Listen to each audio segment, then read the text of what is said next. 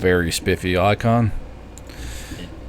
So he's the main character, well, the main NPC on Cyberpunk, isn't he? Yep. Yeah. Man. He's a man. Let's see. That is from a file. Browser source. Actually, no, let's use the file. I'll just save a cropped version of this. Doo-doo-doo-doo. So you been, T-shirt? It's been a hard day, man. Has it? I'm here. Sorry I've been so absent from your podcast. I've been busier than a fucking dog turd in a fucking dog park, man. It's ridiculous. Oh, sorry, man. There you go. Now you should be on the screen. There. Now you're here. You won't light up, but people at least know who you are now. It's something. Hey. Hey, Darkside, how you doing? Now, to make it appropriate, we'll get some synthwave going, as it usually is. Let's see here. White bad audio. So, yeah. So more or less, we're gonna talk about how it's okay to be the bad guys and all that shit. And I did a video today with James about the Leyline Press thing. I had a pretty good laugh over that.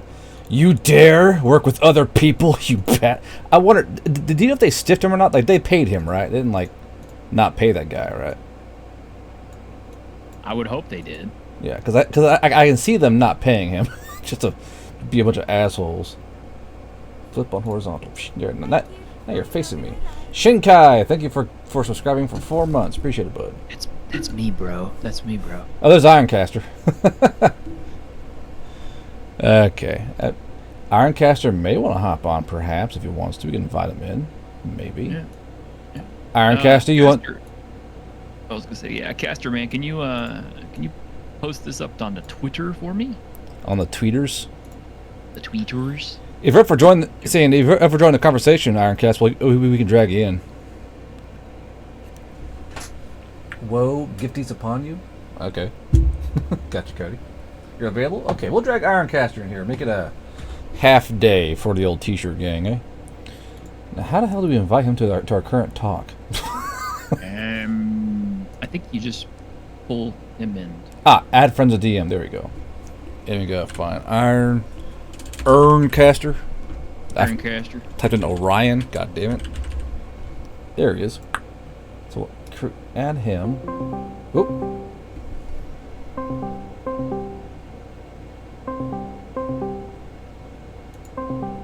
I don't know what I just did, but I did something.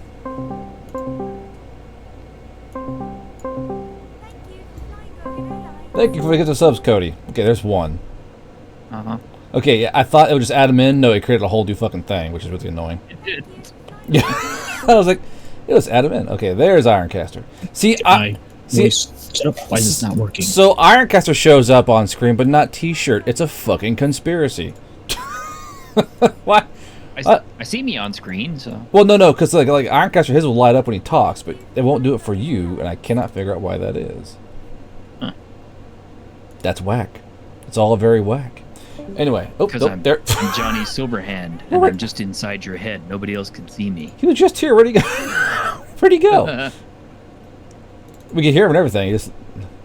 Okay, well, he's figuring that out. So yeah, so we're gonna have T-shirt and Ironcaster on here, and today's, I guess, theme in a way is why it's okay to play the bad guy. So there's been a bit of a rumbling in the wargaming community about how, you know, wargaming historically, like historical war games, are problematic. Why? Because someone has to play the Nazis, and how it's apparently bad. Like, there's a whole video I got. We're gonna watch here together and kind of get the vibe these two are putting out. And it's unfortunately a very shared vibe between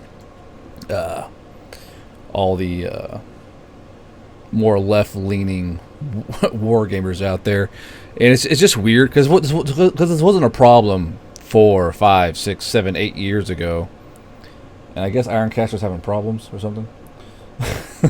There's no telling. Yeah, because he's not in chat anymore either. Let's see, Kevin Iron, because he was just here and talking and shit, and it's like, and I'm leaving. Like, okay, so Iron, we could hear you and shit. You just left. There he is. Okay. Okay, now I can't hear you guys. So clearly I'm doing something wrong here. You can't hear us? That's weird. You can't hear us. We can hear you. Oh, there we go. You figured it out? You got you got it? Yep, Got it? I think we're good. I can hear you, but you can't hear me. Okay, so I'm gonna pull up this video real quick. We're gonna watch it from start to finish. Basically, these two goobers paint tanks, and this guy unfortunately grabbed like 100,000 views off this fucking point, and it caused a bit of a kerfuffle with the historic wargaming community. And it's kind of a growing problem in most gaming communities. I don't want to play the bad guys, and how if you do play the bad guys, people will paint this fascist veneer upon you, which is always really fun, I'm sure. Actually, you know, it's kind of funny. If you do play World War II stuff, if you play the Japanese, even though they were technically the bad guys, nobody minds because they got beat Everyone and nuked. Everyone was a fucking bad guy. I mean, the Americans put American citizens in fucking camps in fucking the Northwest, for God's sakes. Yeah. Like, I mean, no one's a good guy, per se. And that's a very edgy thing to say. No, we're all not good guys. But no, everyone was pieces of shit during World War II. Well, I mean, you know what they say, in war, everyone is cremated equal. Yes, I guess. Jesus. Okay, window capture. I want you to grab the window. There you go. Okay. So you guys probably got to watch the stream to see the video. So go ahead and pop that up, and I'll pause it when I'm gonna go talk, because I think it's the only way we can actually show it to both you guys and the stream itself. So let's pull this up real quick. All right, here we go. So pull the volume up. It's a tank. Yep. So I'm gonna be quiet. We're gonna listen and comment. It's all fun and games until someone has to be the Nazis. Hi there, you're watching Midwinter Minis. My name's Guy. And I'm Hattie, and in this video we're going to be painting up some cool tank models from Bolt Action, probably the most popular historical wargame. This video has been kindly sponsored by World of Warships, but we'll tell you about that in a minute. We're going to try and cover at least one thing every month that isn't something made by game. Processes and materials on the screen, just in case you want to know how we painted the models. I'll go first with the M4 Sherman. Now before You can't hear it? Oh, wait. No, I'm sorry. I have my main sound turned down because I didn't want to hear the double. Oh, gotcha. So, but you can't hear it though. Okay. we go all doom and gloom and dive straight into the problems with historicals, let's cover some of the great things about them. They are more affordable to get into, with army boxes tending to run about half the price per model of Warhammer, for example. They're grounded in reality, so if you're not really interested in sci-fi or fantasy, or maybe you're a history buff, this stuff is going to pique your interest.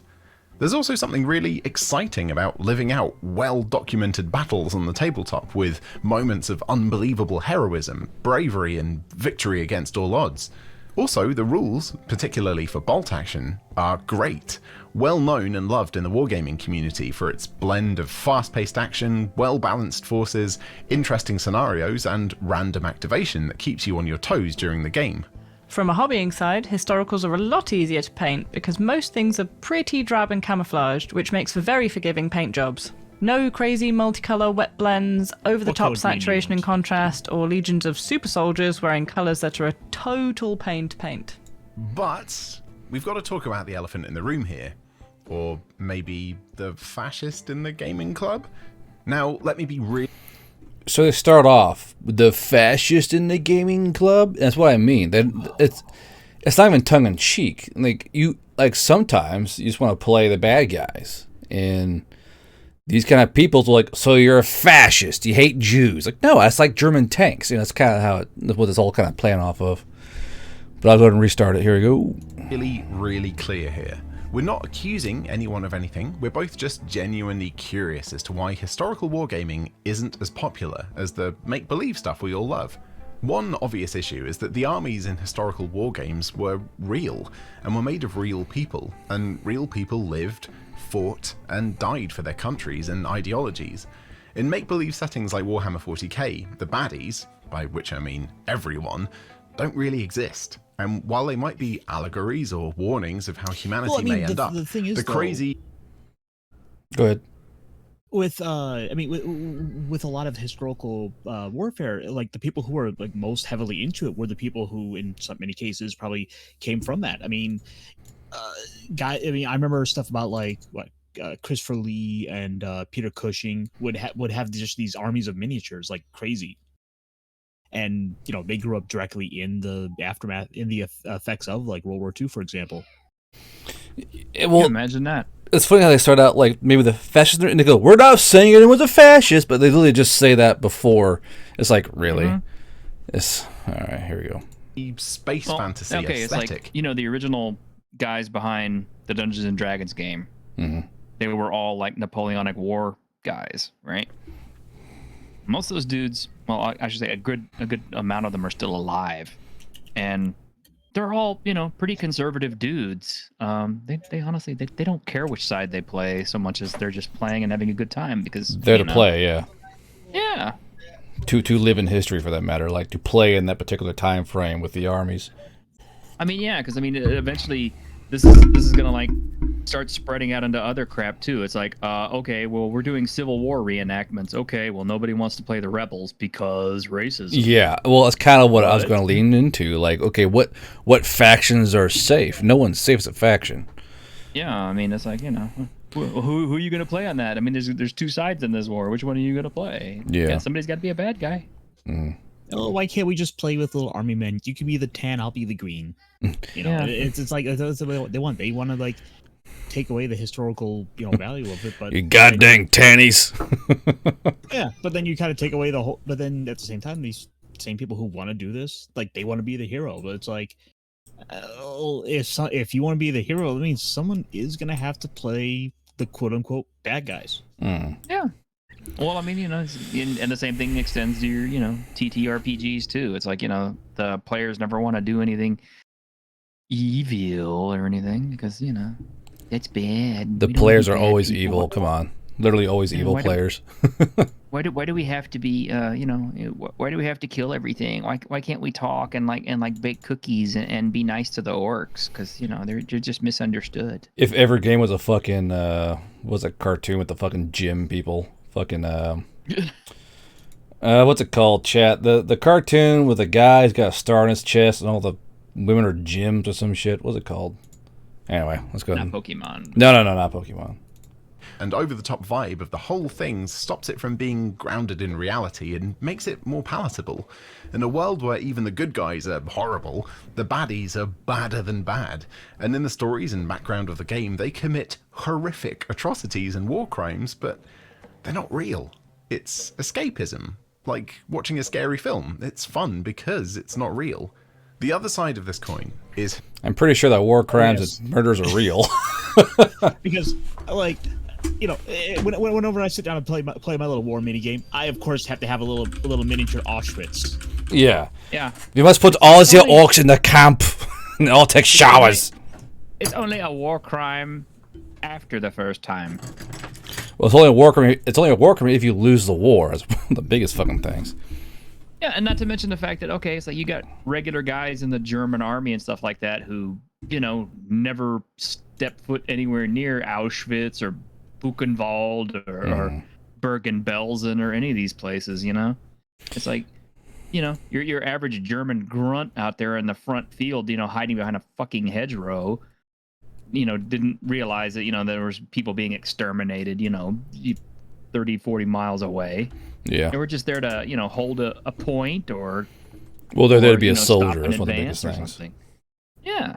As a matter of fact, there was a lot of the, all the medals and stuff like that were being withheld from guys who actually served in the German side after World War II. And there were a lot of American...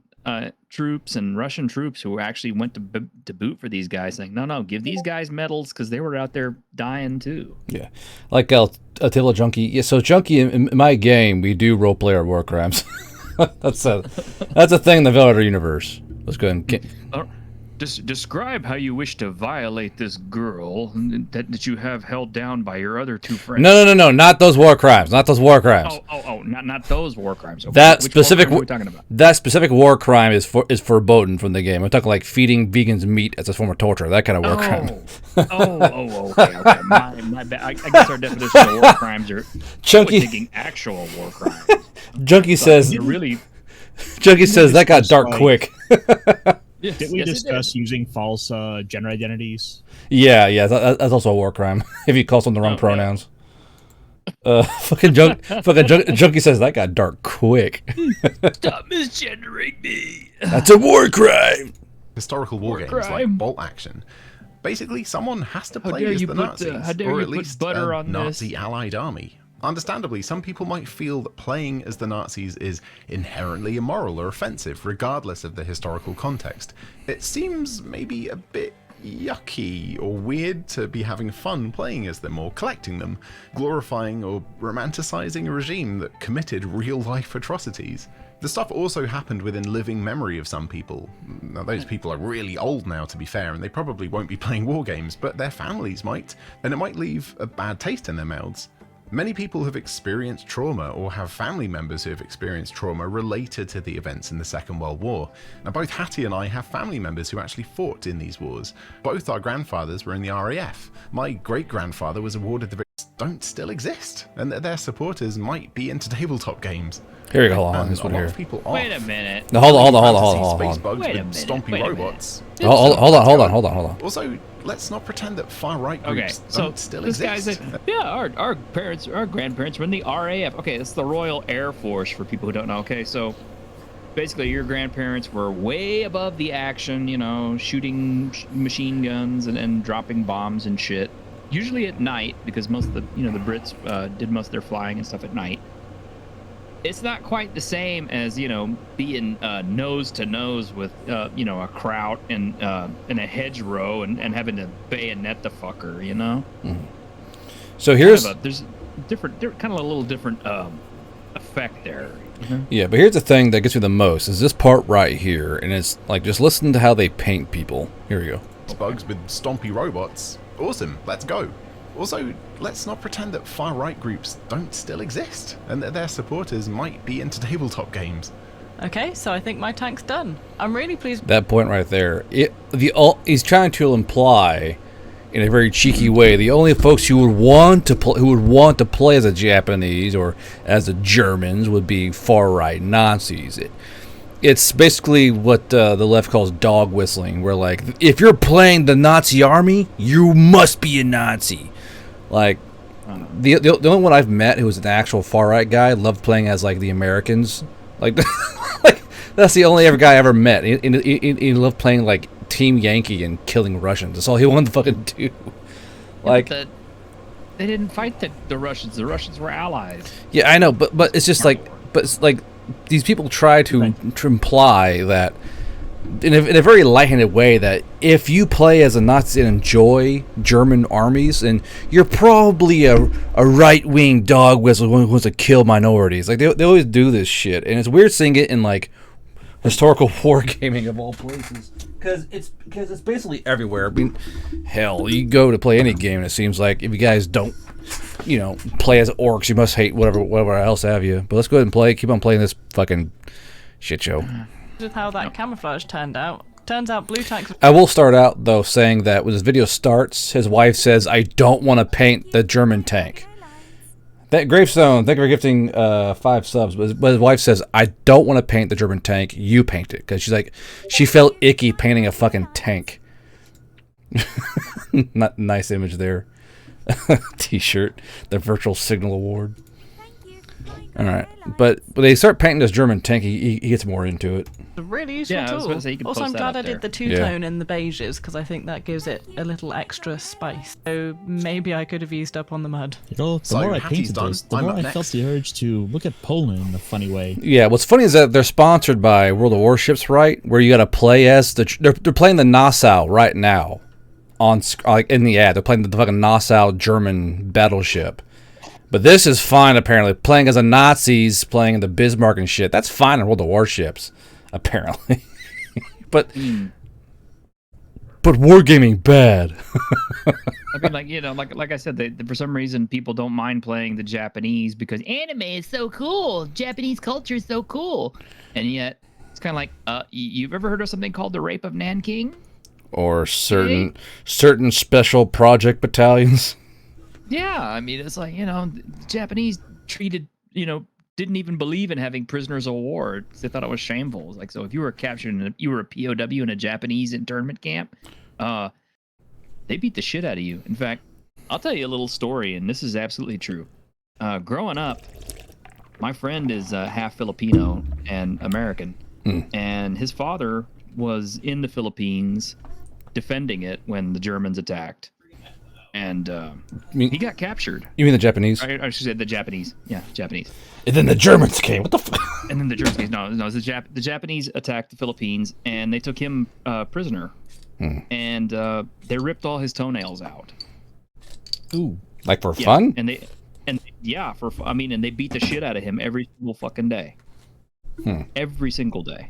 In fact, the only reason he survived is because the one guy in the camp who was brave enough to take care of him and tend to his wounds and everything was a Muslim. So he converted to Islam after that. Ah, okay. Yeah, but it's true. Okay, so let's keep playing this shit. I'm pretty good at this.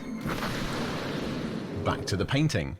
I'm going to give the Panzer IV an efficient, speedy, but hopefully pretty great looking paint job. Now, not wanting to paint everyone with the same brush, but what reasons might a person have for actively collecting an Axis army?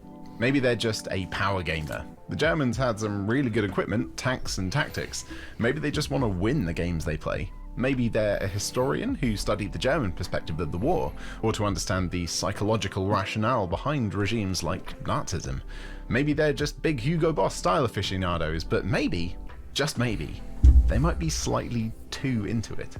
Another reason historical war games like Bolt Action might not get the same traction and community engagement as stuff like Warhammer is because, for us as content creators, making a video that talks about stuff like the Nazis and maybe uses swastika transfers and other stuff like this will get your video demonetized. We probably won't make any money from YouTube on this video because of that, so it's obviously not a great topic or franchise for YouTube videos, at least for channels like us who do this as their actual job. Now, what a perfect time to remind you that we simply couldn't do this full time without our amazing support on Patreon. And we'll give our newest members a big thank you at the end. Maybe I'm just tired of mixing up my tanks with Billy Bob's tanks across the table. Yeah, or I'll play something different in this war game we're playing. That's more or less the main vibe he has. I'm going to put on some actual fucking music because it's just, I watched that video like 4 times. And I was like, what the fuck are they going on about with this? And it seems more and more like it's like the bad guy thing, where if you play the bad guys, you must like being the bad guy. And I don't like this idea that if you are playing as the Germans or the Japanese or simply the bad faction, you're suddenly a bad guy. It'd be like saying, because like you're playing as a what's up? I go do a little mowing. Okay, that's fine. But like say you're playing as the like a grenadier unit with grenadiers and tanks and Sturmgewehrs. Oh, you must be clearly you're a hardcore Nazi. You love all these war crimes. Like no, I like the drip of like a grenadier or some shit.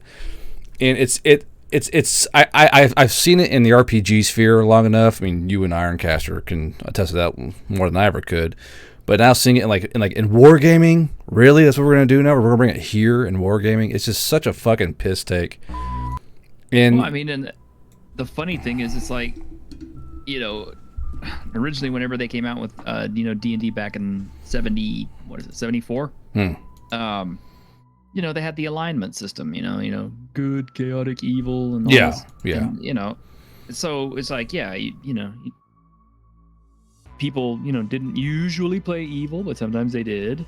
But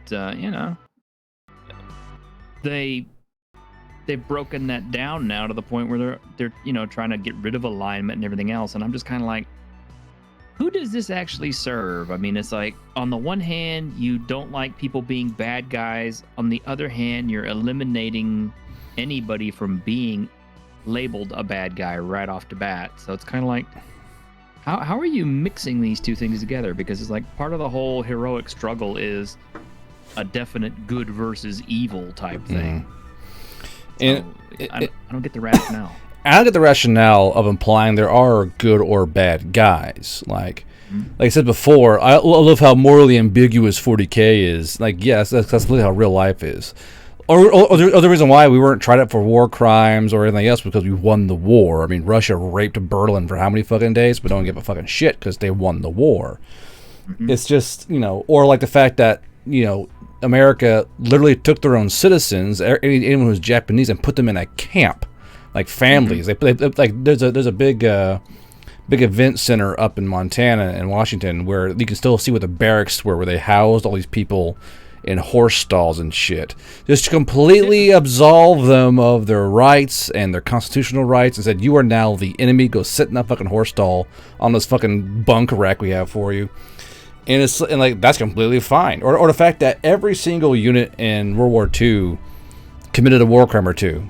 You know what I mean? Like for instance, like the Germans and Americans would go back and forth, just deleting each other, like in the field. Airborne units couldn't take prisoners. So Fallschirmjäger and the 101st and all that, they didn't take prisoners. They simply just killed you and moved on with it, because they couldn't take prisoners for the first like couple of months of the war.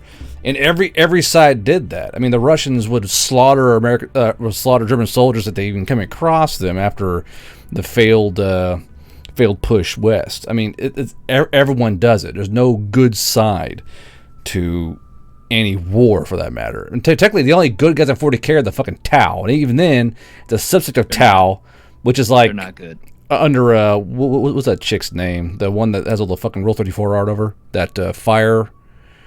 Fuck me. What's her name? Has that long ass ponytail? Yeah, I don't know. But, the Tau are not good guys either, because effectively their whole thing is they would sterilize, or at least significantly control, the breeding populations of humankind. The Guevasa. Yeah, and then turn them into a client species like they have everybody else. The Vespids and all that. And the Kroot. Yeah, they're client species. They're basically neutered, brainwashed soldiers. But I know, like, cause I was curious, so I started reaching out to a few of the war gamers I know who do historical gaming, and one guy in Oregon says he cannot bring out his German army to a game store. I said, well, okay, Rich, why is that? He goes, well, because if you do, you get glared at the entire time, as if like you're killing Jews on the fucking game table. You bring out your German Panzer army, and they glare at you, they make comments, they make assumptions. So he had to go and buy a whole new army to go play with his friends, because he couldn't bring Germans out, or he couldn't bring out an Empire army in Legion, because the Empire is just space Nazis, for that matter. So it's so fucking weird to me, because like me, I love playing the bad guys, because it's just different. Like, everyone wants to play the good guys. Everyone wants to be the honorable samurai or the fucking knight. I want to be that fucking brigand who's like killing rich folks for their fucking pocket purses. Like, that, for me, that's fun. Yeah, they just got all the cool stuff. Yeah. And it's like every war game has a faction like that nobody likes. Like for War Machine, it's the Protectorate of Menoth, who basically they burn everything, and they're basically like what do you call it? Like mega religious zealots. Just no, sorry, I thought you cut out or something. But yeah, man, there's gonna be an evil faction in any game system, because that's what kind of galvanizes the storyline, good versus bad, or one side versus the other. You gotta have that bad side, which is why D&D is getting also pretty fucking tasteless, because there's no bad sides now. There's just like an evil entity, and that's really like what was the last big bad guy in D&D? Do you think? Vecna. Like no, like recently. Like no, I'm serious. Yeah, Vecna. In fact, that's kind of what they're gearing up for now, is because they're trying to bring Vecna back, because everybody knows who Vecna is, because they watch Stranger Things. Stranger Things, yeah. So they're trying to bring back Vecna. Then I spoke before that would be maybe Strahd, just purely because like everyone seems to have a raging boner for the Curse of Strahd adventure. Well, because for the good module they did. Well, I mean, because there was an evil thing in Curse of Strahd. It was something that every player could rally behind to defeat. That was the evil vampire, pretty much, wasn't it? Yeah. What I'm wondering is if there can be no evil faction in whatever game you're playing, then how the hell are you gonna make your game interesting? Like, what creates the conflict? Like as chat pointed out, the cartoon's called Steven Universe, where like if you just defeat with things with love and words, you're fine. That's not going to do it in a war game. That, and we're making like historical war games. You are playing through history, and it's always it's just fun to do. Now, he asked, why do you want to play the Nazis or play as the German Panzer Divisions or the German Wehrmacht or Grenadiers? I mean, there's tons of reasons why you would do that besides just like political scheme reasons. I don't understand why you would go in that direction. Like, by politically, they had awesome tanks, they had awesome uniforms. Like, there's something called the German drip. Like, if you ever watch like a movie and it's got a Nazi in it, they have insane fucking drip in those movies. Like, do y'all remember the Hellboy movie and had that one Nazi with a fucking face mask and shit? And they, like, absolute drip lord the entire fucking movie. He was. Yeah, but well, I do think there is sort of a mechanical benefit. I mean, just to use like Warhammer for example. If everyone's playing Space Marines versus Eldar, and that's like, then it's like if you're the one guy bringing the one army that isn't like the rest. I mean, they aren't used to the tactics. There is a logic to that. Yeah, I mean, for sure. And it's just, I mean, eventually you'll get tired of playing as a particular, like, say, if you only play the Americans, you're going to get bored of that shit. What else can I play? Like in Legion, Star Wars Legion, like, I started out as the Rebels. I was like, okay, let's try out clones. Let's try out droids. Let's try out Empire. And my two favorite armies are droids and Empire, because they play so opposite to the other factions. And then, of course, in Song I play Greyjoy, which is basically like evil Vikings in fucking Song of Ice and Fire. But the real reason I would play the Germans is just so I could say all the really cool names: Nebelwerfer, Flammenwerfer, Panzerjäger, Nubelfahrzug, Sturmgewehr, Geschütz 4, Jagdpanzer, Sturmgeschütz 3. Yeah, but, exactly. But like, I don't know how to. Yeah. Stubelwagen. I fucking love German things. Like, so there's no word for this. Let's just make a word. Okay, fuck it. They just make up a word. But I don't understand why, emotional damage. or I guess how they can take the aspect of a game and try and use it to then like politicize the player. Because I thought we were done with this already. I thought we all learned our lesson. Like, I thought we were done doing this. Apparently we're not. And why wargaming? Like, I don't understand why it's doing it in wargaming now. Like, yeah, that poor guy from Leyland Games, or who got fired for even working with the Flame Princess people. Like, why is this still going on? I don't understand. Why can't a guy just play the German tank army because he likes German tanks? Because they're cool looking. A Panther 2 looks fucking neat compared to a Sherman. Compared to like American tanks, German tanks look fucking awesome. You got the Sturmgeschütz, the Panther, the Tiger, the fucking Lux, Panzer 1. I mean, they look different. It's nice to play something different. And you got these players who are going to be too afraid to play something different for fear of being labeled a literal fucking Nazi in the goddamn game store. Like, I don't understand how we're still doing this shit. Because it seems like on your podcast t-shirts, every fucking weekend we have some kind of new bullshit to talk about. Like, aren't people tired? And now I guess they've exhausted their foothold in DnD and all that shit. They're like, let's attack historical wargaming. Fuck it. Like, if you play as if say you want to play as the French, or you're something in the back, I will play as Prussia. Oh, I see. Like, there's no connection to what you're playing in a war game. It's just that's what you like to play, or this seems different, or whatever else has you. Like, say you want to play Team Yankee, and like, oh man, I love T90s and T72s and all that shit. Are you now labeled like a horrible person because Russia invaded Ukraine, and you dare play Russian tanks in a war game? Like, give me a break, man. I just don't. No, I think that's absolutely it. It's because, frankly, the D&D field has been so well plowed and robbed. Used, yeah. It's like they've made the ground there go furrow, that they've had to move on to a new field to harvest all the woke crops from. Woke crop. Oh yeah, they've done it with just about everything else. I mean, you know, they went after our TV shows, they went after our movies, they're going after all of our hobbies, they went after our comic books, and, you know, It's just a progression. They're gonna try and take every single thing that was fun away from you. They're gonna label it problematic. They're gonna find shit to complain about until either, they get called out on all their shit and everybody says fuck off, or see, everybody capitulates. I was shocked to see it in 40K. Like, there's now an inner, like, people won't recognize, but there's technically an inner war inside 40K. People who should be left alone and people who are like, you will love the trans space marine. There's currently a war in the 40K fandom, and it sounds dumb, but it all started on Facebook. There's this, as Ryan would say, glitter troll or sparkle troll who's painting all the Marines in like the pride flag colors, and it started this thing where, like, if a commenter said, hey, why are you doing this? I don't understand. Can't we just leave this shit out of the hobby?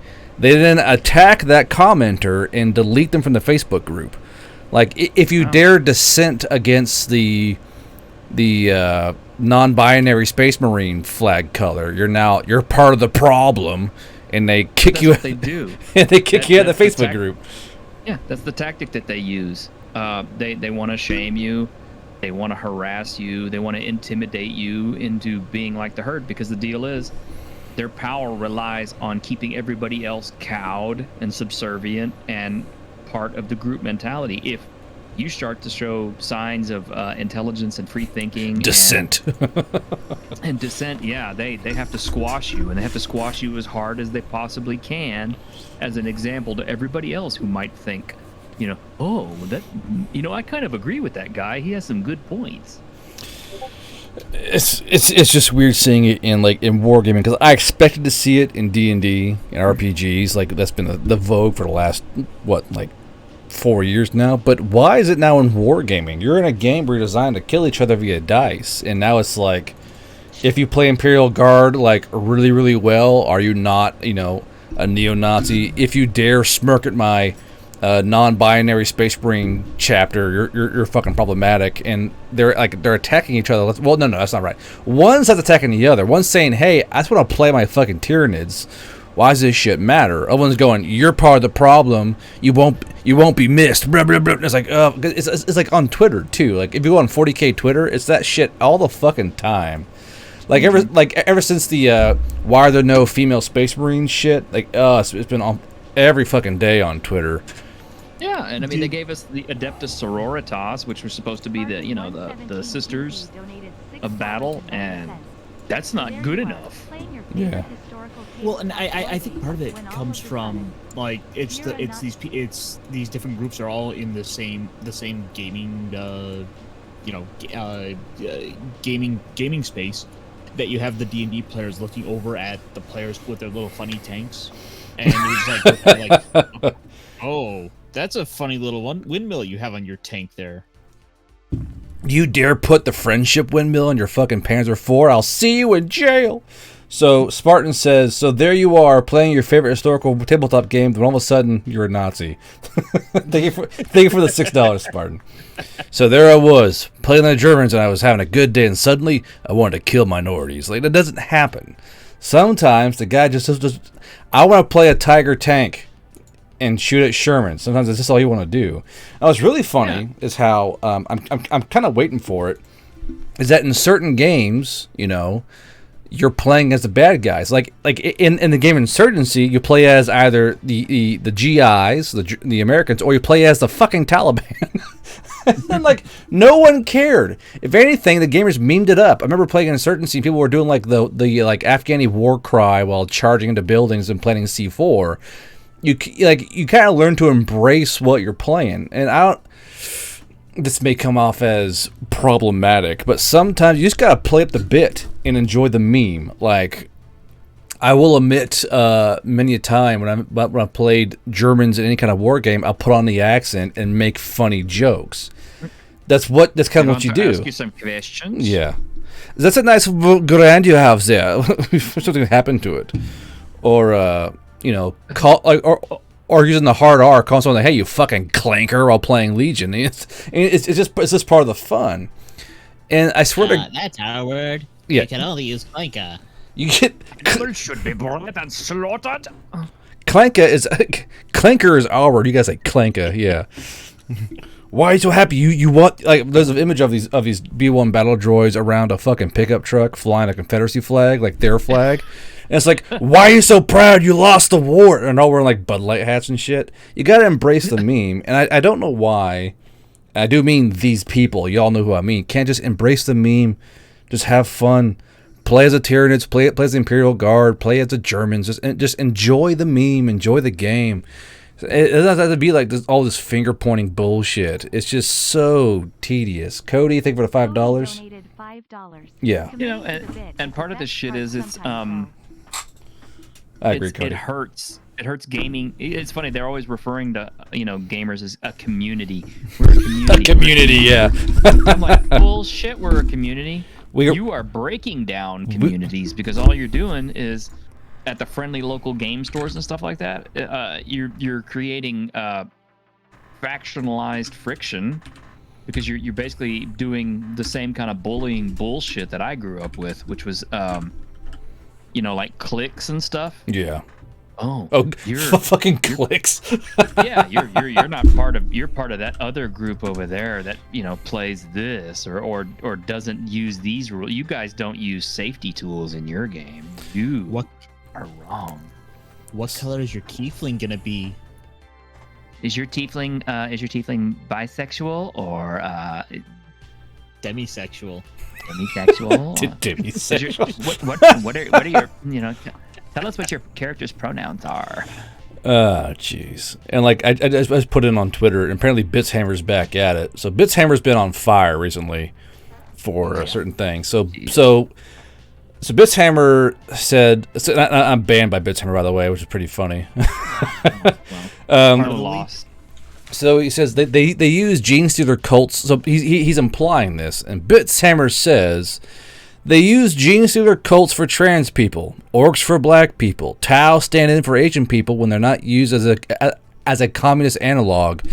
Hell, if you look at the Imperial Herald trash, they use Marines as race traders and have the Guard as their Ubermensch stand-in. And then someone else says, especially when the Tyranids are a racist dog whistle to represent Jews like me. That's why they love the Imperium.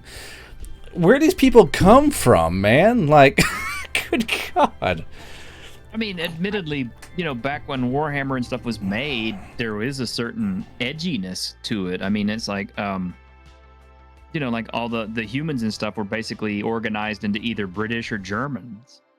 And unless, of course, you had the Norsicans who were, basically the Chaos guys. The Norsicans, yeah, they're basically Chaos Vikings. Yeah, Chaos Vikings. Mm-hmm. But, you had the elves who were, mysterious, weird, aloof, and basically, untrustworthy. And also called the British. Yeah. Well, actually, no. The Britons actually had their own guys. Oh, did they? They were the Britons. The Britons. And no. Remember, the Britons in Warhammer were the French. Remember, they had the. Oh, is that right? Yeah. Yeah. Okay. So the Bretonia was basically Camelot French people, where there were peasants who are cannon fodder, and knights who had magical powers, and Lady of the Lake and all that shit. But yeah, and then you had Emperor Karl Franz. Karl Franz, yes, who's Karl Franz. So German it hurts, yet spoken English accent. Uh-huh. And it's just, well, the thing is, I think all of that back then was parody. It was all basically haha, because basically the orcs were soccer hooligans. You know what I mean? It was like tongue-in-cheeky stuff. Yeah, because it was part of the bit, it was part of the joke. And everybody got it. I mean, and that's why it endured for so long to this day. And now all of a sudden it's like, yeah, all of a sudden it's wrong. Clutching pearls. So Flash asked me a question. He says, would you say that one of the reasons one might want to play as the Nazis in a war game is because you want to play on hard mode as a country that has no way winning the war? I mean, I guess in a way you might, but well, actually, no. That is a thing where you want to play as an underdog. That is a thing in most games. Where it's like a really underdog faction. People might gravitate towards that faction to kind of make the wins happen in a way. I can see that being a thing. Like, I know there's a few BattleTech factions who are huge underdogs. People fucking love playing those dudes. Oh yeah. Everyone Yeah, Clanner. Yeah. And see, I'm surprised they haven't gone hardcore into BattleTech yet, because they will. Because they're going to say. There's been an effort. There's been a conceded effort there. Because, like it was FASA went and not FASA. They went and banned Blaney Pardo. Oh yeah. Do what now? About a year or so ago, one of the OG BattleTech writers. I think it's Blaney or Brian Lee. Anyway, the guy went and wrote a novel about basically sort of this idea of sort of if the Democratic Party were to like take over the country or something, or start some sort of coup, basically a bit of like historical what if sort of historical fiction. And so this was apparently a big no, and he got kicked out of basically writing BattleTech after decades of writing fiction. Jeez. I mean, also apparently Bitshammer has over 36,000 blocked accounts, that's fucking insane. I'm one of them. Yeah, I'm actually not blocked by him, but I see so many people making fun of him. There's just nothing else I can do but just like looking on that account and just geez. What'd you do, guy? You know what I mean? Like, what'd you say? It's I'm convinced that guys like Bitshammer and like Garibay are just, they know that they're full of shit and that they're just spewing out shit takes and all this, but they're doing it because they're getting engagement, they're getting traction, they're, wait, you mean to tell me they like playing the villain? Oh, it all makes sense now. What if they're the Nazis? Well, I mean, technically, sorta, kinda, but I mean, they're like extremely incompetent, terrible. So they're the SS. Got you. Copy, Roger. No, they're kind of like more like like the redneck clan, backwards hillbilly people. Just kind of can't pronounce them. There's a character in Tales from the Hood 3 that kind of embodies what they are. Tales in the Hood, like you just said. Yeah, Tales in the Hood 3. I've got all three of them, and I mean they're fun to watch. I'm sorry, I don't care. They're like one of those, They're kind of like eating chocolate, It's like I know I'm diabetic, I'm not supposed to, but every once in a while I just go, fuck it, let's just have a piece of chocolate. Have a little nibble. Yeah. I just think it's weird how they've spawned into war games, because war games cost money, and I'm shocked or is it one of those things like they don't even are they kind of guys who don't buy anything but like still want to bitch about it? Because I've seen a lot of that recently too, like in any kind of fandom, like guys who never buy a single book or model or thing still want to bitch about it. Is it kind of like, it seems like it's all kind of like like a vogue attention getter, like you're gonna say some hot shit or some weird take, and you're gonna generate traction for your Twitter account or some shit. Well, I mean, it's like every other thing that they've tried to co-opt, okay? They'll sit there and they'll bitch and complain and everything else and try to get, the companies to change these things, and they won't invest a goddamn dime in it. I mean, I guarantee you, if Games Workshop ever caved in and acceded to all of their demands and made all the changes that they wanted to the letter, these guys wouldn't spend a fucking dime on it, because it would have been like, okay, mission accomplished. We fucked this over. Time to move on to something. We've ruined the hobby. Time to find a new hobby. Literally, I mean, they're the only thing I can compare them to is like locusts, because they find a field, they infest it, and then they destroy everything. And you sit there and you waste resources and time and effort and energy trying to get rid of them, and then they just, hop away, go find another field, and go eat that shit. So what do y'all think of how, like, that's one thing I've noticed the most, like, especially with like either like the Bithammer thing or with ley lines, is the dirt gets dragged out every fucking time. Like with the whole Bithammer thing, they're dragging out like Major Kill's Discord messages, and like, look what Major Kill's saying on his Discord, and you have like Leyline Press pointing at fucking Flame Princess, and it's like there's always some kind of dirt that gets dragged out, and it's like I don't know how people like. Do they have like huge files of shit they just store on people and hold? Like, once so and so fucks up, I'll post a single post he made about how he loves, like, I don't know, undercooked chicken. Like, it's always something where they pull out some old ass message from these ones from 2019 with Major Kill.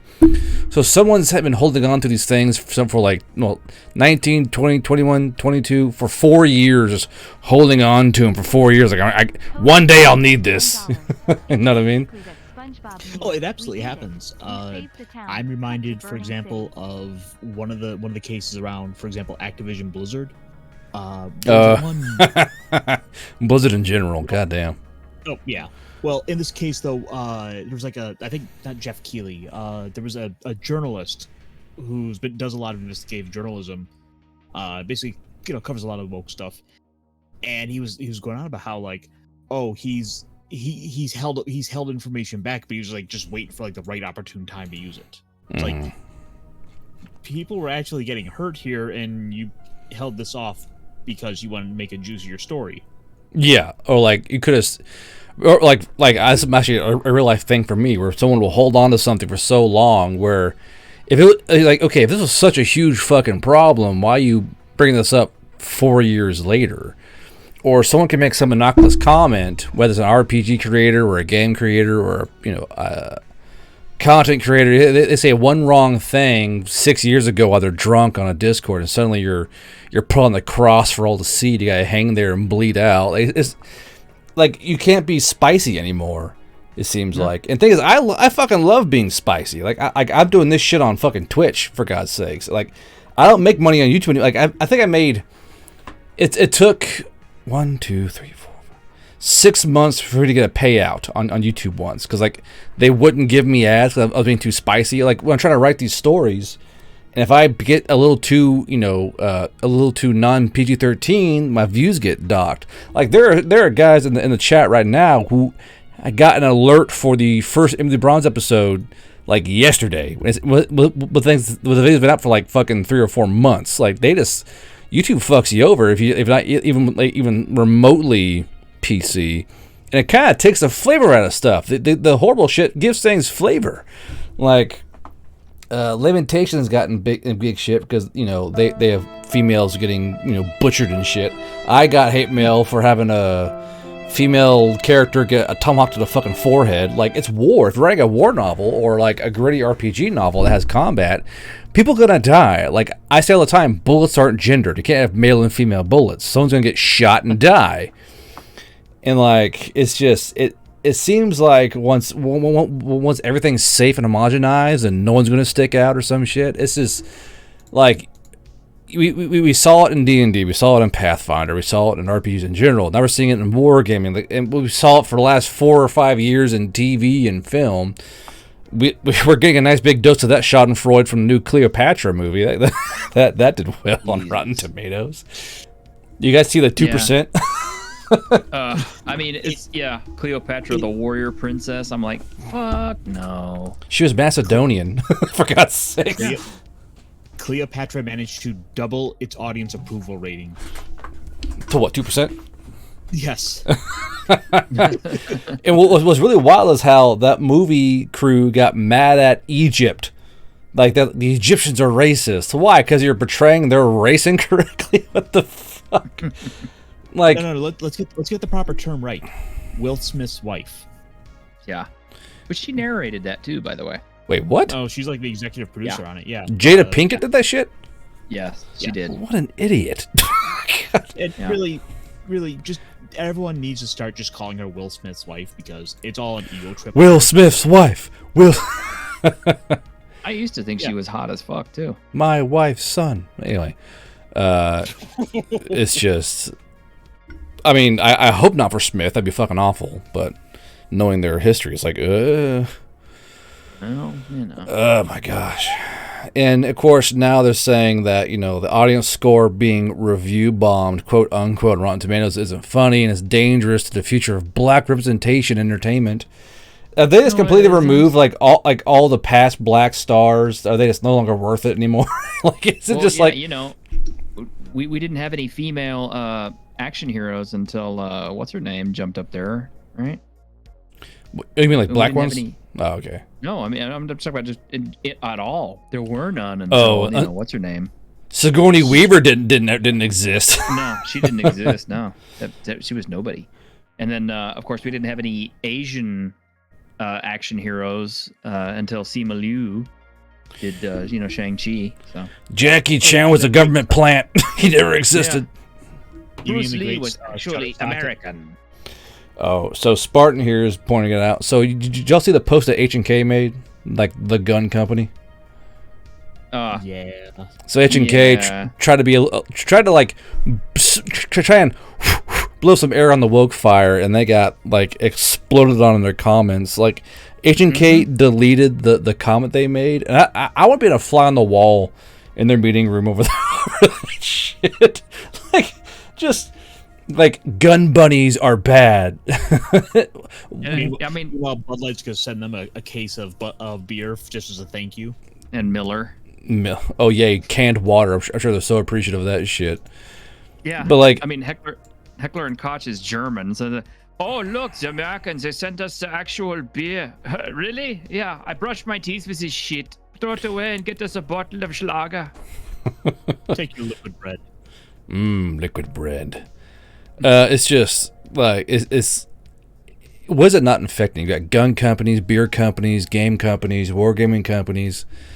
Everything, man.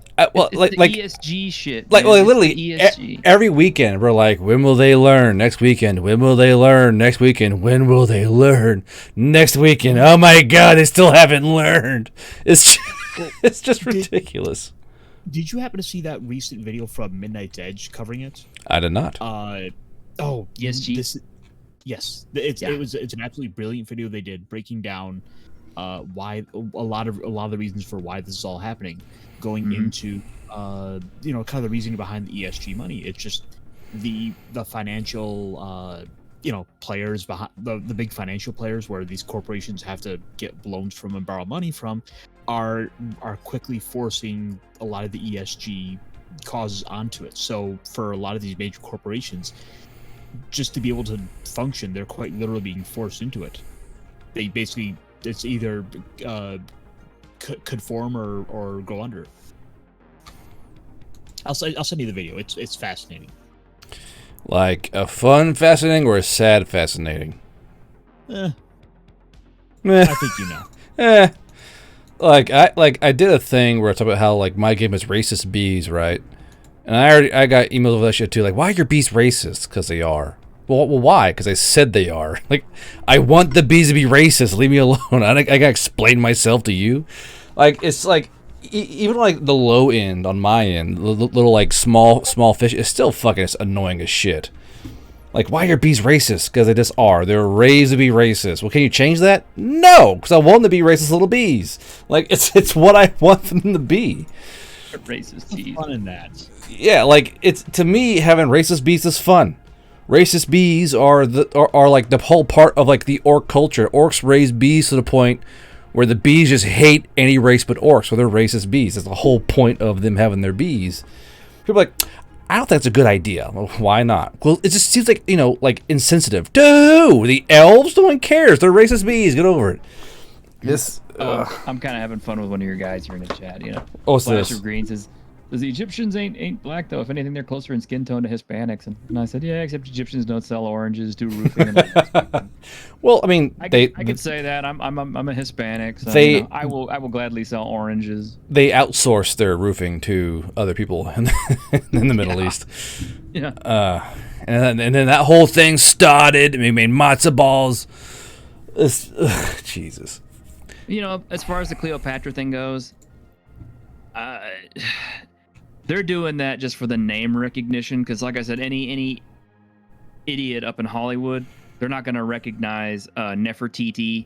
They're not going to recognize Hatshepsut. They're not going to recognize Semerkhet. They're not going to recognize any of the other pharaohs. They're not even going to recognize any of the fucking Nubian pharaohs, an actual black line Gravestone, thank of you. pharaohs.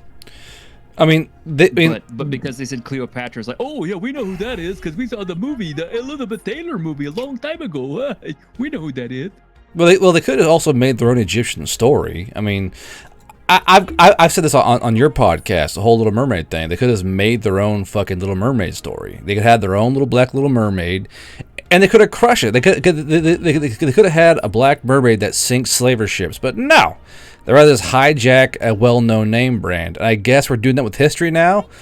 Like we're just gonna They're trying. we're just gonna steal Cleopatra. It's like this is ours now. We're taking this Macedonian woman and making her our own. You can't stop us. Yeah. I mean, maybe I'm being prideful for being a Hispanic, but I mean, it's like, we don't have to like, try and co-opt history because we have history that we're proud of, A Latinx person, you mean, sir? No, I don't mean Latinx. As a matter of fact, no, I don't. As a matter of fact, no, I don't. I mean, it's like if nobody remembers, the Aztecs and Montezuma and all these other guys, then we'll still get you with Blood In, Blood Out because everybody's seen that one, right? Yeah. Every non-Mexican and Mexican has seen Blood In, Blood Out. Those are the two movies you always. Oh, did you see American Me? Yeah, man. James Edward Olmos. Yeah. And what about Blood In, Blood Out? Yeah, man. Vatos Locos forever. Chingon. Oh, jeez. Yes, the Curse of Montezuma. Yes. No, I know I asked this on y'all's thing too, but you think they're ever going to run out of steam on this bullshit? Like, are they ever going to quit, you think, when they realize, no one cares? They have to. No. What you'll see is, just like how every couple months or so we get the same topics come back around, they'll just go right, they'll just loop back around. I mean, it's like, eventually it'll go away, and it's like with the whole Year Zero reset, it's like, oh, hey, have we talked about how orcs are racist in Dungeons and Dragons in the year 2030? In the year 2030, it just keeps going on and on and on. Of course, there is the issue. Like we've gone over this as well. Like if you see an orc in a game and think, a black person, maybe you're the fucking problem, but no one wants to point it out. Like maybe you're the racist, but like no one's going to point it out to him because that'd be problematic. They're basically they're like insulated on themselves with their own like dogma of stuff. It's fucking weird. It's just that they have to make up shit. It's like they see any sort of a resemblance whatsoever in their mind, and they automatically assume it's got to be a factoid. Like, the whole Harry Potter. Goblins are actually Jews. What? I saw someone say that shit about Warhammer. Like, well, look, they got the big noses and they love stuff. I'm like, that's not. What?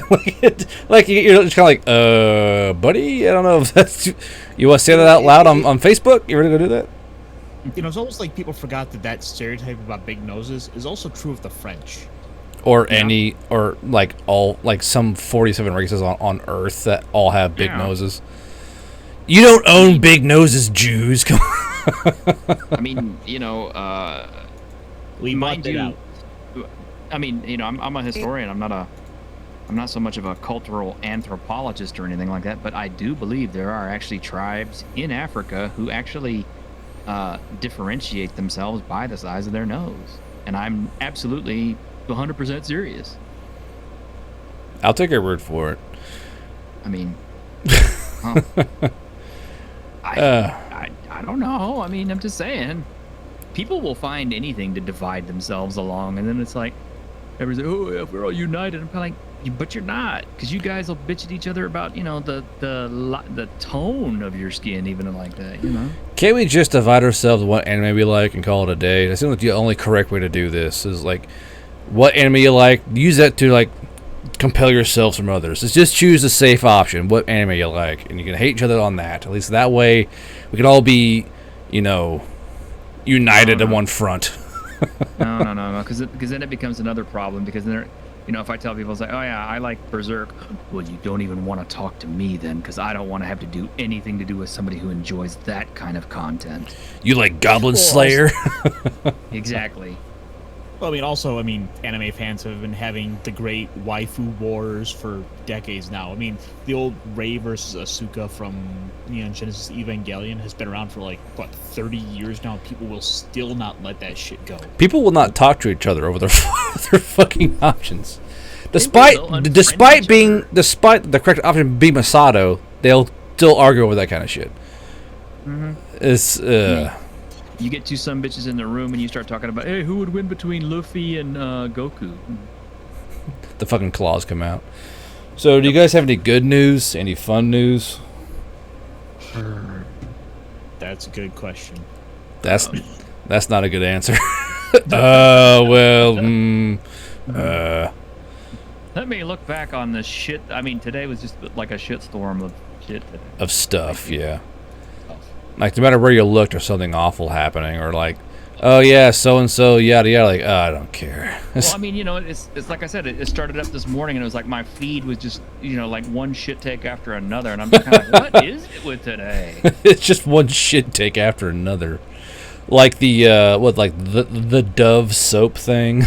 The Yeah. Dove soap thing. Yeah. I mean, what the hell? Like, you motherfuckers make soap. Why are you worried about how fat a woman is? your soap goes in butt cracks and buttholes. Like, why do you care, bro? You know, it's like Look, that chick. marketing has That a- chick watches her cooter with your soap. Okay, I don't think they care. Look, the marketing team has a fat fetish, okay? They do. They do. I mean, it's like, that's got to be some ESG shit right there too, because it's like, okay, I am not the skinniest dude in the world. In fact, I'm pretty fucking overweight. I'm almost like 50 years old. But shit, it's like, if I get into a video game and I want to play a character, I don't want a fucking old ass fat Hispanic dude. That doesn't make me feel represented. That makes me feel. Hey, let's go oh, some quests, man. Let's funny. go. Yeah, no kidding. I mean, it's like, you know, I want to play the fucking Giga Chad, dude. You guys wanna kill some boars? You know, I want to go kick some ass. Were you just singing the Chad theme song? I was doing you know. I want my character to look like JoJo rejects. Well, Yeah. you guys do, like, you got pointed out, like, fat women are fine, but, like, men still gotta be, like, built and buff and shit in movies and cartoons. Like, that's not okay. But women can be whatever size they want. But men, you gotta be fit, at least 6'3", built. Yeah. Are you 6 foot, guard? I don't even know how tall you are. I'm 6 foot, yeah. Oh well, of course you are. But I'm built like a fucking beer barrel covered in donuts, so it's not quite the same. Oh, okay. I'm 6 foot depending on the convenience store I walk out of. If I've hung upside down for an hour, I'll be like 6'2", but not for long. I'm sorry. I'll never get taller than 5'9" at best, and that's only if like you hang me upside down for, you know. Yeah. So any good news? Nothing. I'm scrolling, baby. I'm scrolling. I'm having a hard time here. Get that good news, man. Unless you consider, you know, Ms. Marvel getting killed good news. I mean, Right. I might. It might be Okay, good news. So Okay, here's some good news. get this. The short I released today is almost at 2,000 views. I would sure like some help with that, you viewers out there. The short about feet. No, the one about that one didn't get any traction at all. Oh. Neither did the one about the shit brush. But the one about all the German dudes falling into the cesspit and drowning is almost at 2,000 views. That People one's love bussin'. Yeah. Huh. Guys wiping their ass with a brush. No, we don't give a shit t-shirt. Oh, these dudes all fucking drown in a shit pool? Fuck yeah. They drowned in duty. That's fucking lit. That's totally, let's watch that. That's so goddamn funny. bro, you gotta hear about the doo-doo deaths. the doo-doo disc. The dudes who died in doo-doo. Oh, jeez. I'll find it. Aries said, nah, guard will be in between a hunk and a bear. A bunk, if you will. Thank you, Aries, for that disturbing mental image. I appreciate it. Hey, guard, you're such a fucking bunk. Thank you. I guess? I guess. Yeah. They could be calling you a himbo. I mean, that'd be more accurate as a himbo because I have no fucking brain matter left. What day is it? So, I thought your guys were gonna pump up my my Harpy Talons one, considering I was using, you know, your hey, I post it, but I can only do so much, my man. it got like 36 views. I'm like, wow. But this, you know, Thanks, like, guard, you know, bro. people died in a shit pool. Oh, 2,000 views. I gotta show some of my friends. Yeah. Go figure. Look, the 90s was all about the gross out humor, so it's like everyone wanted to like barf humor, and like the Nickelodeon had all like the gack and the slime and the ooze, and people wanted disgusting things. That was like That was at like what 25 years ago, and Getting ancient, right? It's slimed, about that yeah. time. Yeah. Cody Fire. Wait, what about Talons? Hang on, I'll find the short for you. my man. Hang So on. I was Pump up showing the numbers. I was showing him the Himalaya harpy that Chloe drew. And he was mad because he felt like he'd be in fear of his life by sucking on her toes or some shit. Which is Well, I mean, I'm sorry, I got a foot fetish. Okay, when the chick has toenails that are so big, I that can't they would suck stab on those through my talons, face. grumpy I face. can't suck those feet. What the hell? Those feet are Pull an eye dangerous. out. He'd die from huffing all the acrylic. Yeah, can you imagine trying to paint them some bitches? Why is the air in here so spicy? This fucking falls over. I don't know, but you better keep on painting if you don't want these motherfuckers in your eye. Jeez. So no, no good news. That sucks. I was like, T-shirt will definitely have something. He's like, yeah, I got nothing. I'm like, oh fuck. Well, I did. I just gave it to you. Yeah, it's like, yeah, my latest short, like almost 2,000 views. I mean, Yeah, that's of guys drowning in shit. guys drowning in shit. Yes. Did you have to see this? I posted in the group chat. It was like a big old freighter boat got stuck. Yes. Like ran into shore. Yes. Ran ashore? What? Yeah. Like, Not the first time though. They have all these freighters that are just overloaded with shit, and they just get caught between things or run up on the shore. I still love how when that one freighter got caught in between the Evergreen, how it got like waifu'd almost instantly. Like, it was like a couple hours. I'm like, I'll make it a chick. And so the Evergreen was like this giant, busty, big ass barge person for like 4 months. That thing is a fucking Great Lakes barge. What the fuck? How? We anthropomorphize anything. Yeah, I will make it's gonna this thing hot. Yeah, it's like someone's gonna go and make this thing a Fuda. Yes. Give it a big old Well- fucking trap dick. big, long, and thick. So I was scrolling through Twitter, and apparently Blizzard made a trans pride shirt with the words "liar" in pink. That's pretty fun. Oh, Okay. did you hear that? Like Blizzard finally admitted that like they can't do a PVE for Overwatch 2 anymore. I did hear that. They completely... The whole point of that Overwatch 2 was to have a PvE mode, and now they're just completely dropping it, which means I bought that game for nothing, so great. So, did they say why they're dropping it, or no? Oh no, I think it's just because they're like, yeah, we fucked up.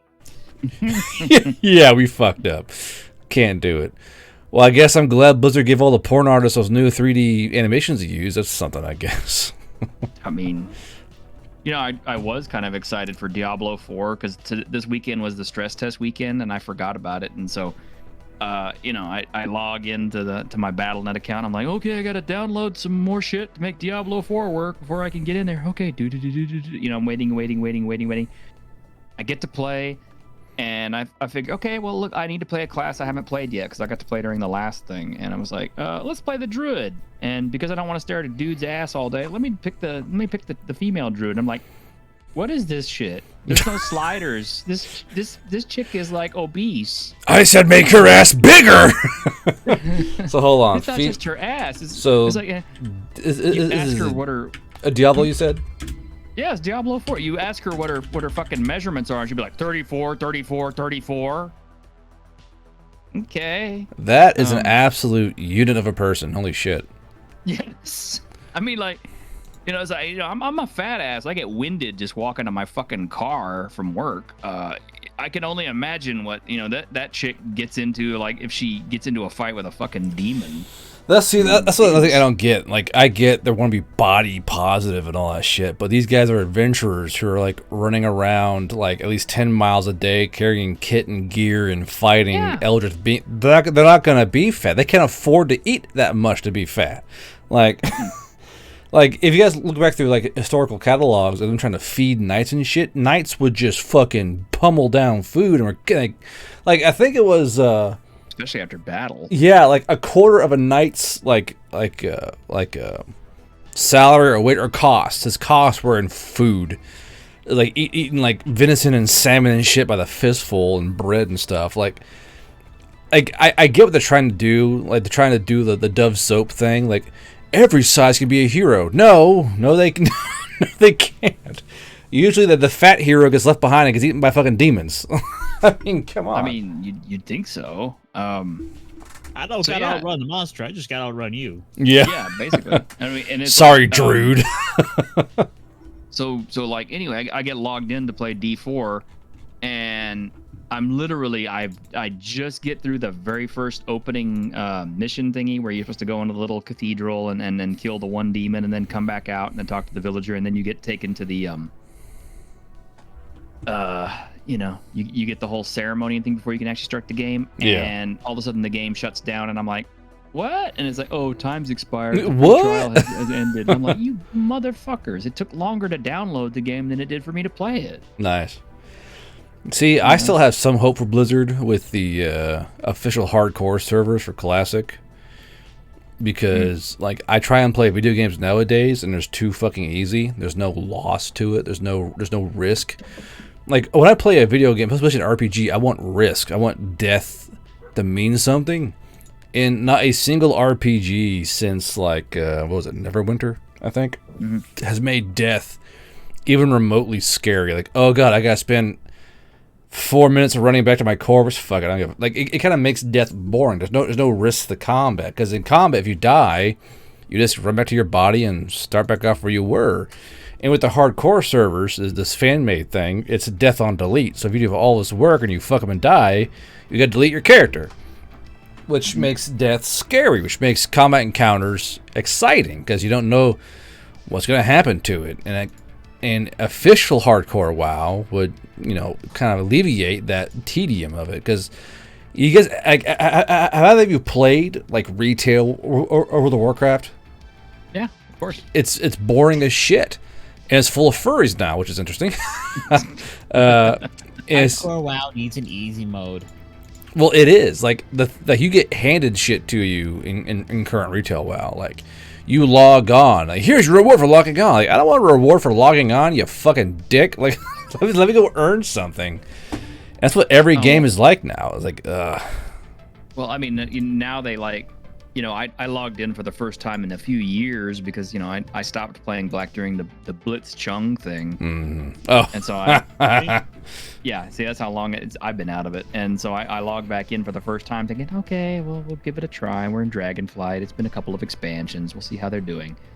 And it's like, I log in, there's like, hey, there's like 6 or 7 races that are all grayed out. What the hell's all with that? And they're like, oh, you gotta unlock these by going to... I'm like, oh, are you fucking shitting me? So basically I have to grind?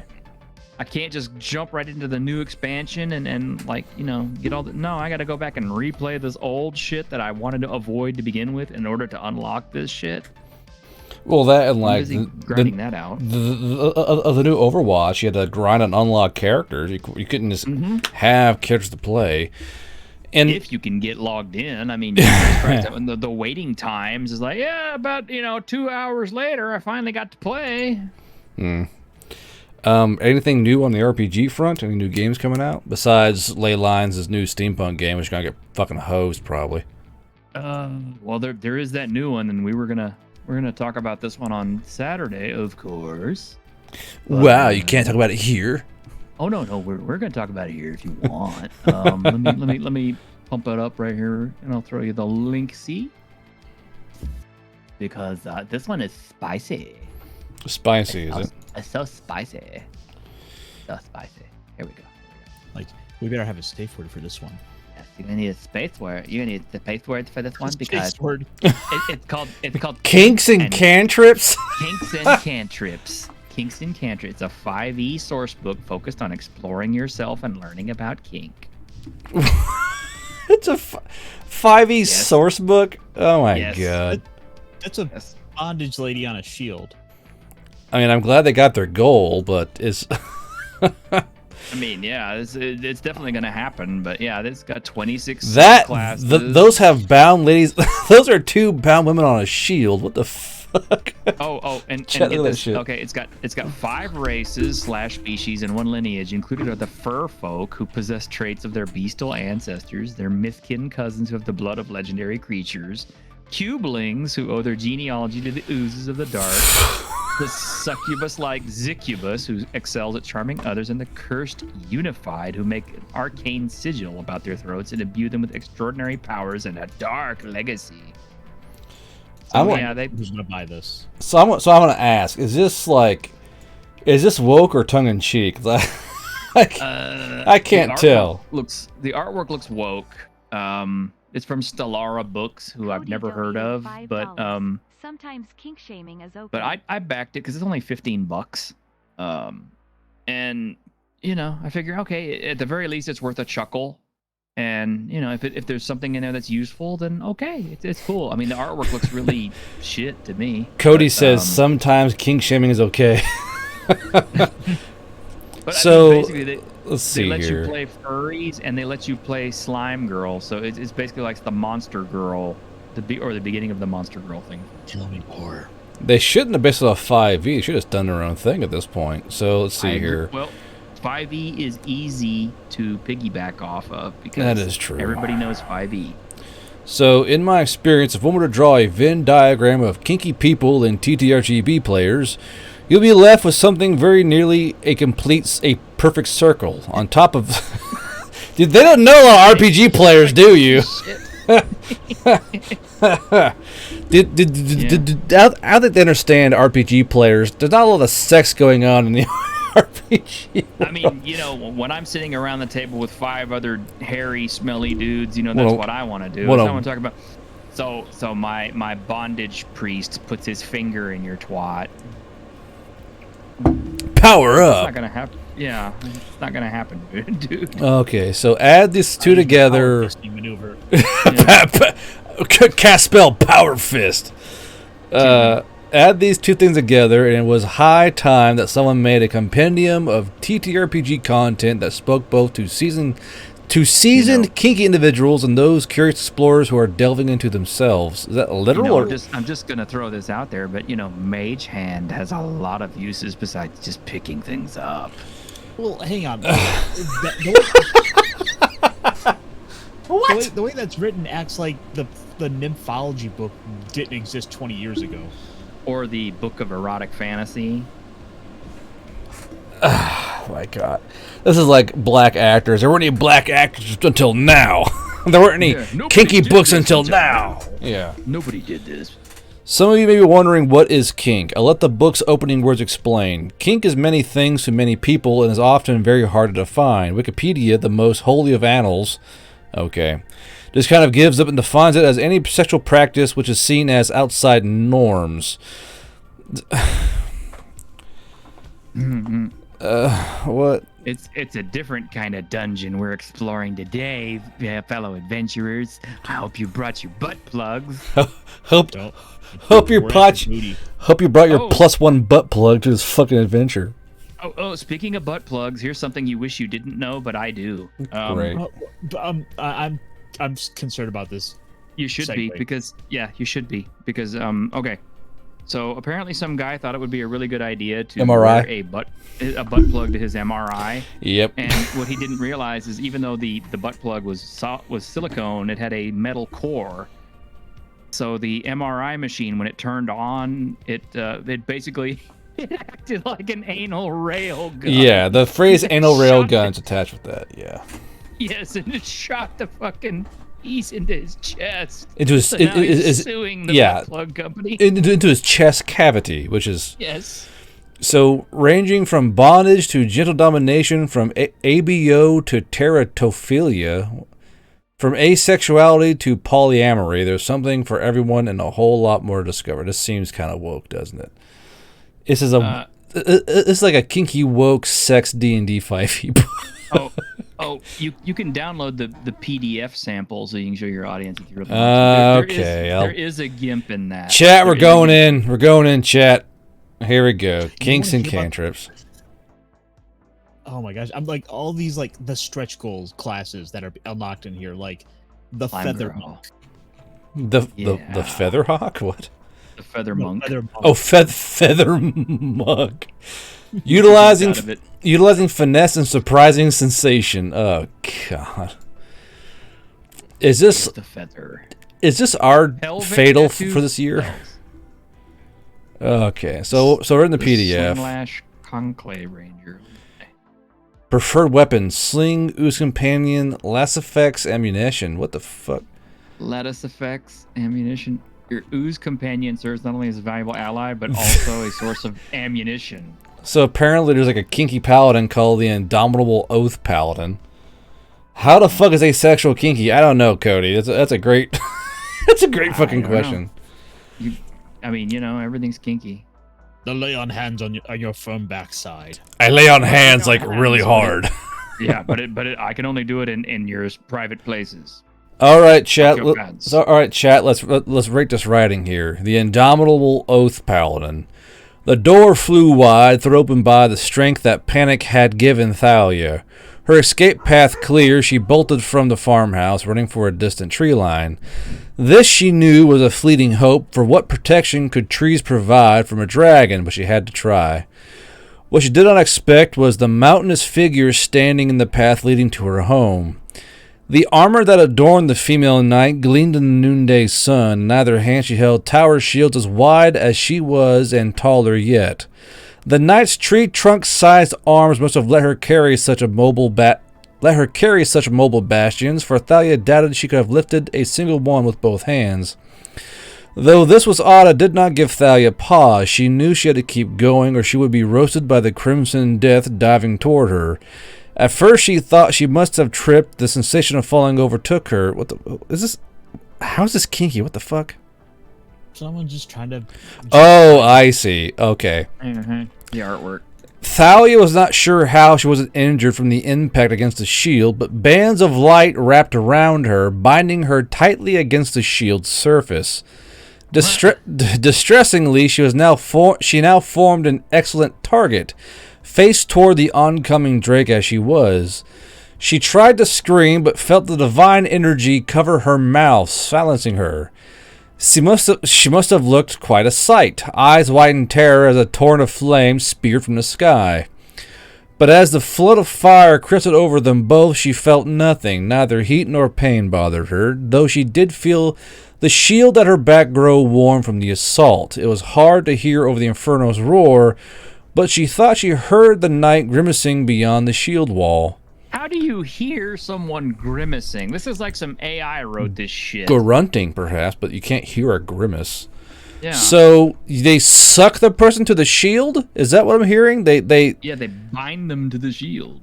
Yep. With that also now in bondage. which it never covers your mouth? Is that how that fucking works? Oh, I mean, Their primary tool for doing so is via those same shields, for they can adhere allies to them and impart their formidable defensive prowess upon them.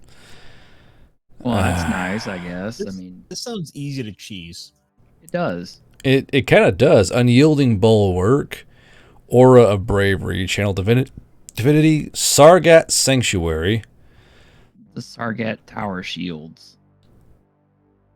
Although this is a good meme of like the freaking double shield paladin. Yeah, They but have like +2 AC bonus, and they do a D8 bludgeoning damage and deal a D10 if you wield in each hand and use both hands to attack with them. when I read it bound her to the shield, and she was like, "Is this dragon gonna do some weird shit to the shield now? Like, is this paladin serving up this like little hors d'oeuvre of ass for this dragon to come down and like what the fuck is going on here?"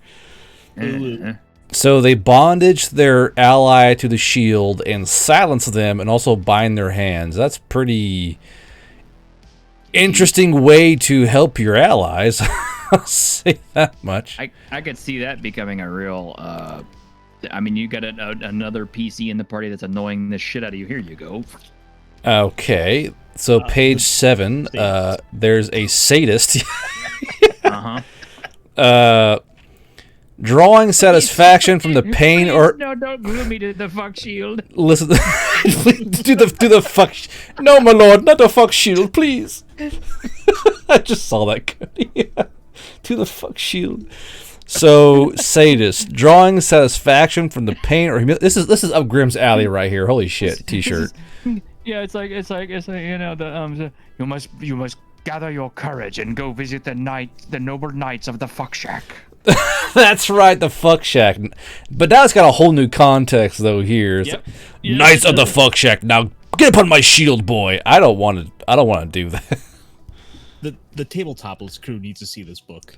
Oh, they so do. I mean, I think Grimm already knew about it or knows about it now. There's Before. a spell called Domaturgy. I fucking hate this game. Oh yeah. I had to do a double take because I thought it said Dommy Mommy. I cast Dummy Mommy. No. You may. Oh wow. So basically, they have a spell that mimics the old cantrip. Left exposed. What the fuck? Sticky patch. Ew. This is a gimp. That is a magical D&D gimp. Yep, that's a gimp. Somebody asked about gimps earlier. Level 1 enchantment reprimand. Fuck. You've been a bad orc. I've been a bad orc. Who's a bad little orc? I'm a bad little orc. There's 12 days for you to back this if you really want to. You got plenty of time. If you too want to be a dominatrix in D&D 5e. And there's even an option. You could pay $450 and be a patron of the arts. Yeah, you get help fund and shape artwork for the book. I want a fully spread eagle fucking orc as hairy as shit on one of your fucking... Yeah. 35 people paid $40 to effectively adopt one of the NPCs. Ew. They want to get fucked in the book, don't they? They do. Oh yeah, they're gonna be all of like the subclasses. I'm glad. Paid to be the gimp. Look, I'm glad they got their goal and all that, but it's just like, what the fuck? What? I mean, this is now. Here's the funny thing. I would laugh my ass off if this thing blew past Shadow Dark. Oh, bro, I would be. That would be fucking pièce de résistance. The horny will always win. Yes, I would be tempted to pimp this out on my channel just to say, "Come on, we gotta push them past 1 million." Pull out your fucking butt plugs and witch classes. Get out of here. Push them It's up. only $15. Don't be a cheap shit. Vestments of Shibari. Very funny. Uh-huh. Let's see. Mask of the Owl and the Rosy Lead. Is that a collar? You better bet it is. Nope. Okay, chat. Here we go. A leash and it is attached to your Genitals, yeah. Yeah. Oh, no. So, a set of 2 items which only work when one individual wears both. One piece is a carved mask shaped after the face of an owl. The other is a delicate rose gold chain leash which is intended to be attached to the genitals as a sign of ownership. This feat is accomplished by piercing into the flesh, making it very difficult to remove. Attaching the leash to your genitals can be done as an action. Oh, good. So, I feel like I need to ask, should we be concerned that they are introducing a Shiba Inu as a monster in this book? It's a small beast unaligned, and I assume so. This is a sex book. I I don't want to see Shiba Inu and then genital piercing leash on the same fucking page here. They have furries as a race. I mean, I don't know if Greg has seen this yet, but if he hasn't, I'm pretty sure it's kind of like, I think I would delay my Wilderkin book, or at least get it out there a whole lot faster than this thing. Was this book made by a white chick, like a giant, well-hung wolf? You got a weird leash thing, like, I'm uncomfortable. Oh my god, what? And it's got a new mechanic in there, apparently, pain. Yeah, you can build pain points for your sadism spells. Oh god, I hate how much I like this. The artwork looks like such crap. Well, it's really generic. This is basically Tumblr artwork. It's basically off Twitter. You're gonna have like basically Dove soap females and scrawny twink males, more than likely. It wouldn't surprise me.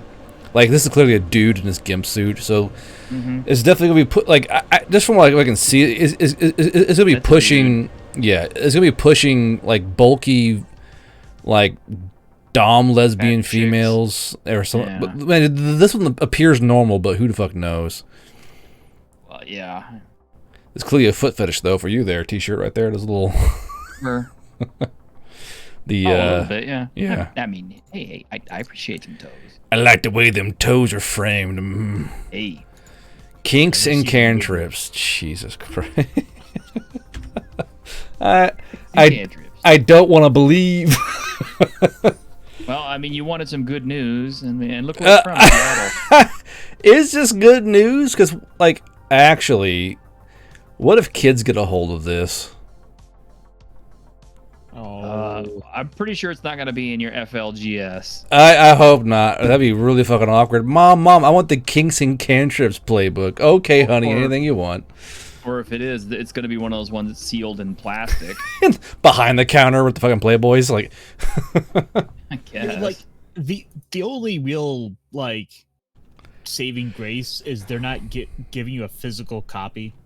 But yeah, but you can get one at cost. You know for a fact that someone like I can see things at TG's. I guess someone is gonna put this on PDF, and 4chan's full of kids. They're gonna find this fucking PDF.